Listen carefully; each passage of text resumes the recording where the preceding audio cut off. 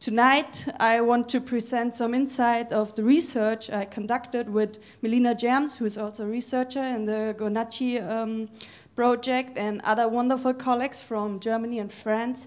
The research I want to talk about was part of the TRUSEC project, which means Drugs and Urban Security. In this project, we conducted emotional mapping interviews in different German and French cities.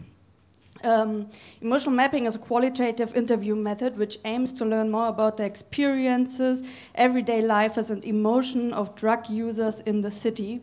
It is based on a drawing of a subjective map of everyday places like sleeping accommodations, places of money making, places of drug use, and so on.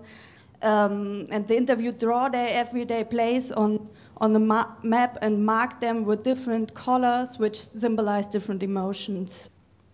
Yeah, as part of the analysis, we created quotes from the text, like the interview transcripts, as well as quotes from the maps, and we put them together in a collage. And this collage brings together the perspective of drug users within the city, but not just one perspective of one drug user, but a lot of different drug users, different stories we were told during the interviews.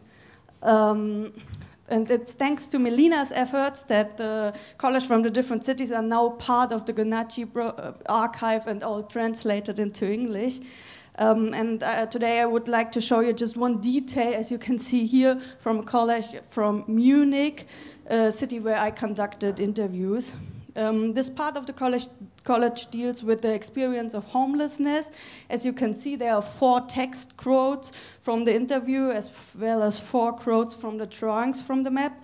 And all this material describes how marginalized drug users experience homelessness, sleeping on the streets, sleeping in a night shelter and an emergency shelter. From the quotes, we can learn how homelessness ties up all your resources just to survive, just to cover basic daily needs.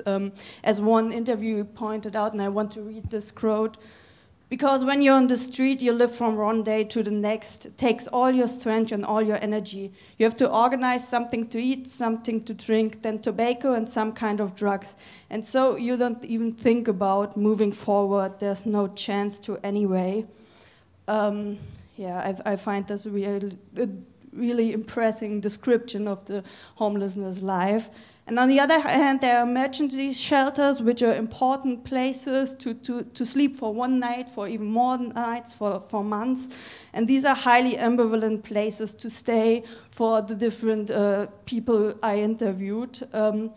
One described them as places where you don't escape the vicious circle. Furthermore, you can make some very bad experience.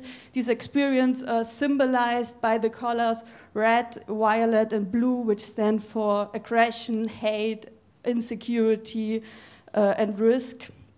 And on the other hand, you can find some place where you can some quietness, some time to relax a bit, a bed, support from social workers, and these emotions are also symbolized within the drawings by the color green and yellow.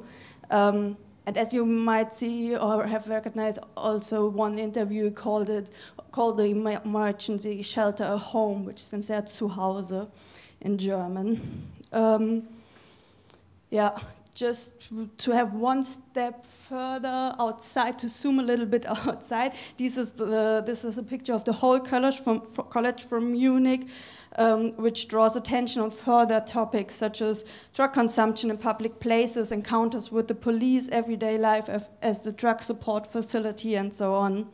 And within the emotional mapping method, we like to contribute to an alternative cartography of the city rooted in critical geography and counter-mapping research, as well as activists' tradition.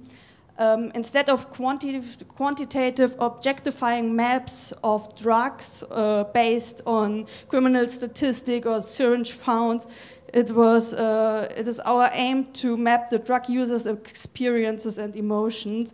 And the mapping approach allows us to turn hegemonic middle-class questions of public space and urban security, which is a pretty much the title of the project, where visible drug use and homelessness became a threat, into a question of accessibility of public spaces, as well as the accessibility of private spaces, of homes, to healthcare, and to the right to safety, to safe drug consumption.